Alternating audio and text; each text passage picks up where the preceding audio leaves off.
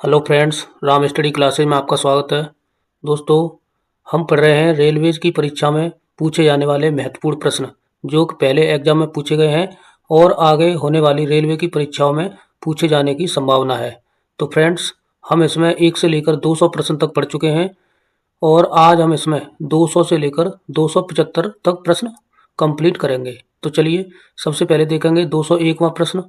पूछा गया है, किस तारीख को संविधान सभा द्वारा भारतीय संविधान को अंगीकृत और अधिनियमित किया गया था? तो ये 26 नवंबर 1949 ये डेट आपको ध्यान रखनी है।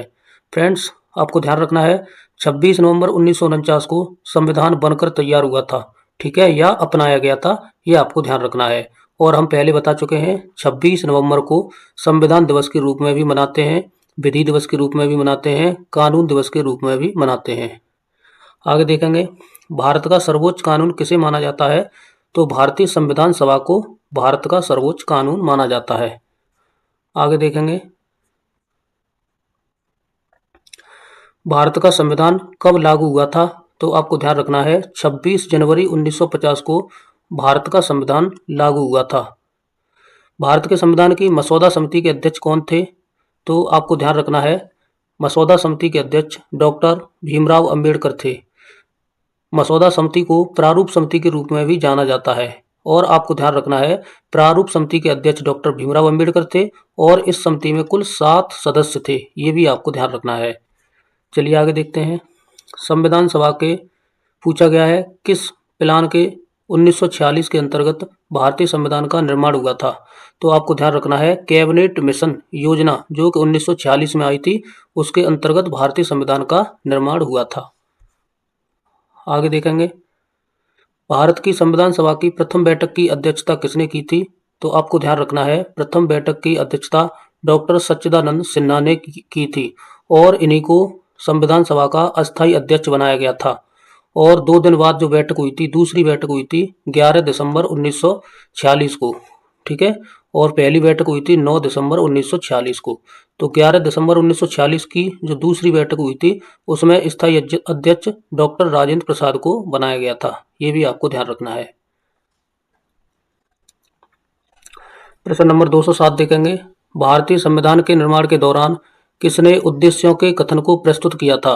तो ये आपको ध्यान रखना है उद्देश्यों के कथन को जो प्रस्तुत किया था वो जवाहरलाल नेहरू ने किया था। यानी आपको ध्यान रखना है 13 दिसंबर 1946 को उद्देश्य प्रस्ताव जो प्रस्तुत किया था वो जवाहरलाल नेहरू ने प्रस्तुत किया था।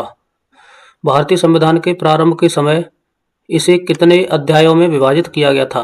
तो आपको ध्यान रखना है जब संविधान प्रारंभ में देखेंगे तो संविधान में 22 भाग थे, ठीक है, जिसे मूल संविधान भी बोला जाता है, और 8 अनुसूचियां थीं और 395 अनुच्छेद थे।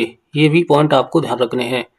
अभी देखेंगे वर्तमान में तो कहीं कहीं 444 अनुच्छेद लिखे मिलते हैं और कहीं कहीं 465 अनुच्छेद लिखे मिलते हैं, ठीक है, और 25 भाग हो गए हैं और 12 अनुसूचियां हो गई हैं, ये भी आपको ध्यान रखना है। आगे देखेंगे संविधान सभा के पहले सत्र का आयोजन कब हुआ था? तो संविधान सभा के पहले सत्र का आयोजन 1946 ईस्वी में हुआ था। संविधान सभा ने किस दिन भारत के राष्ट्रीय ध्वज को अपनाया था? तो 22 जुलाई 1947 को संविधान सभा ने राष्ट्रीय ध्वज को अपनाया था। सेम प्रश्न है, संविधान सभा ने भारतीय राष्ट्रीय ध्वज को कब अपनाया था? तो 22 जुलाई 1947 को अपनाया था, ठीक है। 2 बार प्रश्न लेके आया है और पूछा भी गया है 2 बार एग्जाम में। भारत का राष्ट्रीय प्रतीक भारत सरकार द्वारा कब अपनाया गया था? तो ये 26 जनवरी 1950 ईस्वी को अपनाया गया था, ये आपको ध्यान रखना है। आगे देखेंगे, भारत का संविधान गणतांत्रिक है क्योंकि इसमें कोई वंशानुगत घटक नहीं है। तो आपको ध्यान रखना है गणतंत्र का मतलब होता है जिसमें जनता के द्वारा चुना जाने वाला व्यक्ति, यानी जिसमें कोई वंशानुगत शासन नहीं रहेगा। पहले जो शासन चलते थे वो वंशानुगत ही चलते थे। भारत एक गणतंत्र है, गणतंत्र का मतलब क्या होता है? तो ये भी समझ लीजिए, राज्य का प्रमुख उसके लोगों द्वारा परोक्ष रूप से चुना जाता है। यही हमने बताया था अभी कि जो प्रमुख जो चुना जाएगा वो लोगों के द्वारा चुना जाएगा। आगे देखेंगे, भारत के संविधान की संसदीय सरकार की अवधारणा किस देश से ग्रहित की गई थी? तो आपको ध्यान रखना है ब्रिटेन से, इंग्लैंड से संसदीय सरकार की अवधारणा जो है ली गई है। भाईचारे की भावना किस देश से अपनाई गई है, तो ये भी पूछा गया है। तो ये आपको ध्यान रखना है, भाईचारे की भावना ये फ्रांस से ली गई है। मौलिक कर्तव्य हम पहले पढ़ चुके हैं। मौलिक कर्तव्य किस देश से लिए गए हैं, तो आपको ध्यान रखना है सोवियत संघ रूस से। ठीक है, रूस से मौलिक कर्तव्य लिए गए हैं और मौलिक अधिकार यूएसए से लिए गए हैं। ये भी आपको ध्यान रखना है। आगे देखेंगे, आपातकालीन प्रावधान किस देश से लिए गए हैं, तो आपको ध्यान रखना है आपातकालीन प्रावधान जर्मनी के जो है संविधान से लिए गए हैं।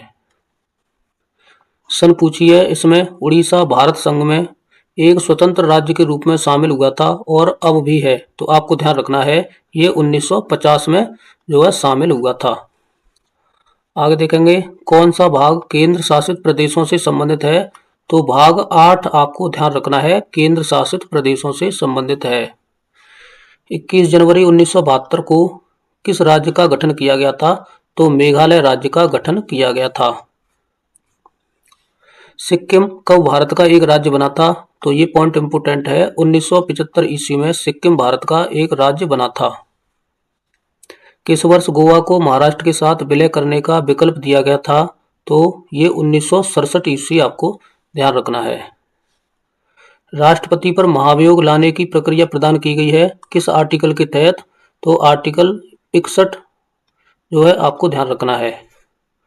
आगे देखेंगे, भारतीय संविधान के किस अनुच्छेद के तहत राष्ट्रपति किसी राज्य की संवैधानिक प्रणाली के विफल होने की दशा में उस राज्य का शासन संभाल सकता है, तो आर्टिकल 356 के तहत।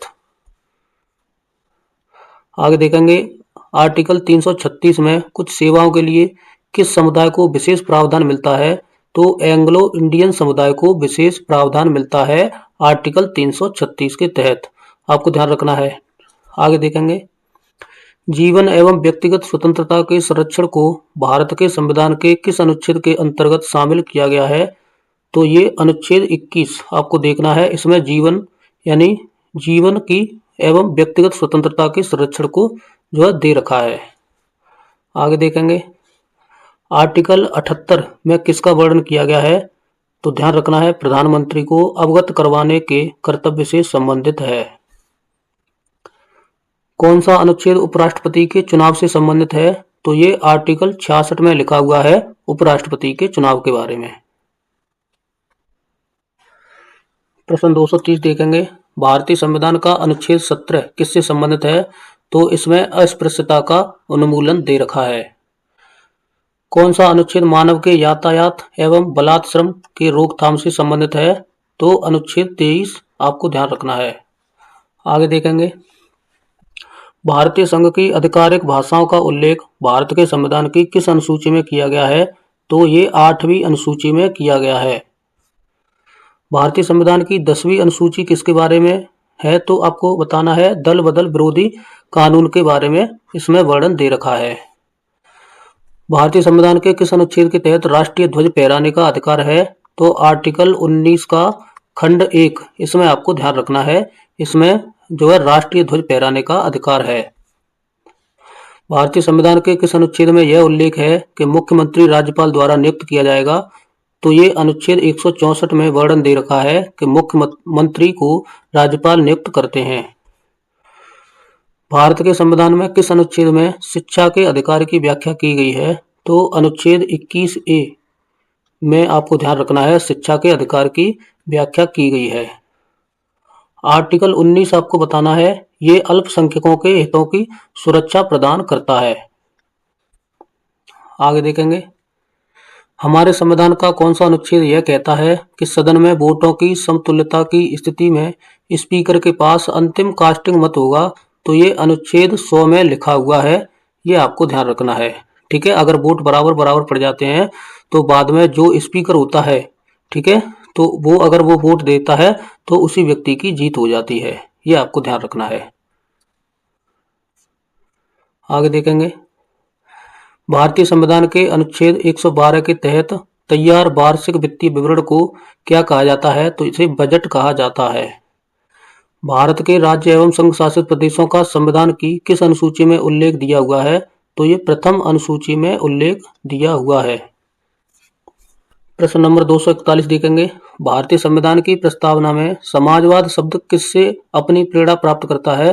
तो ये रूस की क्रांति से यानी रशियन क्रांति से अपनी प्रेरणा प्राप्त करता है। संविधान के निर्माताओं की सोच भारत के संविधान के किस हिस्से से परिलक्षित होती है?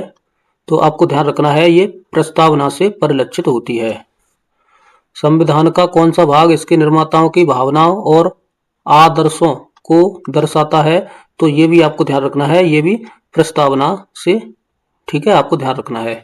आगे देखेंगे भारतीय संविधान का भाग 2 किसके बारे में उल्लेख करता है? तो भाग 2 में नागरिकता का वर्णन दे रखा है, जिसमें आर्टिकल आपको ध्यान रखने हैं 2 से लेकर 5 से लेकर 11 तक, ठीक है, ये आर्टिकल आपको ध्यान रखने हैं। आगे देखेंगे संविधान के प्रारंभ होने के बाद से किसी अधिनियम से नागरिकता पाने और गंवाने संबंधी प्रावधान है? तो नागरिकता अधिनियम 1955, ये आपको ध्यान रखना है। आगे देखेंगे भारत के संविधान में मौलिक अधिकारों को पारित करने का विचार किस देश के संविधान से लिया गया है? तो ये अमेरिका से लिया गया है, पहले भी हम इस क्वेश्चन को कर चुके हैं। भाग 3 किस विषय से संबंधित है? तो भाग 3 में मौलिक अधिकारों का वर्णन दे रखा है और आर्टिकल आपको ध्यान रखना है 12 से लेकर 35 तक, इनमें मौलिक अधिकारों का वर्णन है। और आर्टिकल 36 से लेकर 51 तक उनमें नीति निर्देशक सिद्धांत दे रखे हैं। और भाग 4 आपको ध्यान रखना है। प्रश्न नंबर 248 भारत में कारखाने में रोजगार प्राप्त करने की अनुमत आयु क्या है? तो ये आपको ध्यान रखनी है 14 वर्ष है। भारतीय संविधान के किस भाग के तहत गोपनीयता के अधिकार का उल्लेख किया गया है? तो ये भाग 3 आपको ध्यान रखना है। अनुच्छेद 51A, तो ये हम पहले कर चुके हैं, ये मौलिक कर्तव्य का वर्णन दे रखा है अनुच्छेद 51A में। आगे देखेंगे शिक्षा का अधिकार किस वर्ष मौलिक अधिकार में शामिल किया गया था? तो ये अप्रैल 2010 में शामिल किया गया था। भारत के संविधान में कितने मौलिक कर्तव्यों का वर्णन किया गया है? तो ये 11 मौलिक कर्तव्यों का वर्णन किया गया है।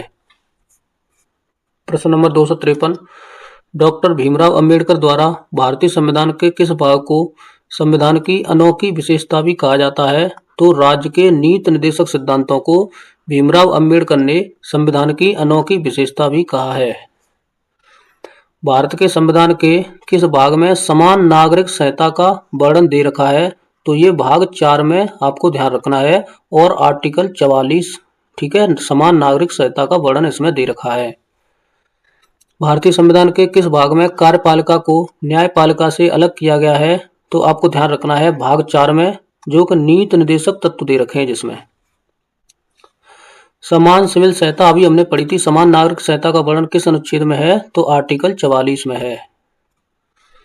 कौन भारत की रक्षा सेवाओं से संबंधित सभी मामलों के लिए संसद के प्रति सीधे जवाबदेह होता है? तो ये रक्षा मंत्री होता है। किसने राजेंद्र प्रसाद के बाद भारत के उप राष्ट्रपति का पदभार ग्रहण किया था? तो ये सर्वपल्ली राधाकृष्णन राजेंद्र प्रसाद के बाद राष्ट्रपति बने थे।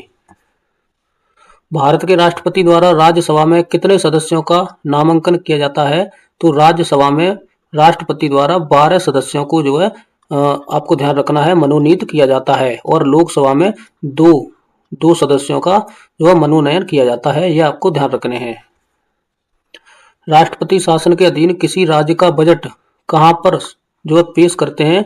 तो आपको ध्यान रखना है ये लोकसभा में प्रस्तुत करते हैं। भारत का पहला नागरिक कौन होता है? तो भारत का पहला नागरिक राष्ट्रपति होता है। भारतीय राष्ट्रपति का कार्यकाल सबसे लंबा रहा तो किसका रहा? तो आपको ध्यान रखना है ये डॉक्टर राजेंद्र प्रसाद का रहा। राष्ट्रपति का अध्यादेश कितने दिनों तक प्रभावशाली रहता है? तो ये 6 महीने तक अध्यादेश प्रभावशाली रहता है। राष्ट्रपति निर्वाचन के लिए उम्मीदवार की उम्र कितनी होनी चाहिए? तो ये 35 वर्ष होनी चाहिए, ये आपको ध्यान रखना है। प्रश्न नंबर 265 भारत का संवैधानिक प्रमुख कौन होता है? भारत का संवैधानिक प्रमुख राष्ट्रपति होता है। भारत के प्रथम मुस्लिम राष्ट्रपति कौन थे? तो डॉक्टर जाकिर हुसैन भारत के प्रथम मुस्लिम राष्ट्रपति थे। भारत के माननीय राष्ट्रपति रामनाथ कोविंद किस राज्य से संबंध रखते हैं? तो ये उत्तर प्रदेश के हैं। आर्टिकल पूछा है, भारतीय संविधान के किस आर्टिकल के अनुसार कोई भी व्यक्ति उपराष्ट्रपति के रूप में चुनाव के लिए पात्र नहीं होगा जब तक वह भारत का नागरिक न हो, 35 वर्ष की आयु पूरी न कर चुका हो और राज्यसभा के सदस्य के रूप में चुने जाने के लिए योग्यता न रखता हो। तो ये आर्टिकल 66 आपको ध्यान रखना है। आगे देखेंगे, रामनाथ कोविंद ने भारत के 14वें राष्ट्रपति बनने के लिए किसे पराजित किया था? तो आपको ध्यान रखना है मीरा कुमार को। ठीक है, प्रश्न नंबर 270 देखेंगे और ये हमारा लास्ट प्रश्न रहेगा। राष्ट्रपति की पॉकेट वीटो शक्ति के संदर्भ में ऐसी टिप्पणी क्यों की जाती है कि भारतीय राष्ट्रपति की जेब अमेरिकी राष्ट्रपति की तुलना में बड़ी है? तो आपको बताना है भारतीय राष्ट्रपति की अनिश्चित अवधि के लिए बिल पर कोई कार्यवाही या तो सकारात्मक या नकारात्मक करने की शक्ति। ठीक है, तो ये पॉइंट आपको समझना है। तो चलिए फ्रेंड्स, आज की क्लास इतनी ही रखते हैं और आप जितनी भी क्लासें हो चुकी हैं उनका आप अच्छे से रिवीजन करते रहिए। ठीक है, तो चलिए फ्रेंड्स, वीडियो देखने के लिए धन्यवाद। जय हिंद, जय भारत।